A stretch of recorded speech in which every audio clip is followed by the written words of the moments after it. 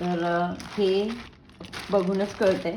Yes, हे मी sticks मागवले होते, राऊंड शेपचे स्टिक्स मागवलेले आहेत. पॅकिंगमध्ये थोडंसं डॅमेज झालेलं आहे, but overall the product is good. आपण हे नॉर्मली पनीर टिक्का वगैरे बरोबर खातो. हे आपण हे क्राफ्टिंगसाठी वापरतो आहे. तर फॉर एक्झाम्पल बैलगाडीचं व्हीलसाठी म्हणा किंवा फेन्ससाठी म्हणा, तसेही म्हणजे इट इज मल्टीपर्पज. ओके, तुमच्या क्रिएटिव्हिटीवर डिपेंड करते की तुम्ही ह्याला कशा पद्धतीने वापरणार आहात.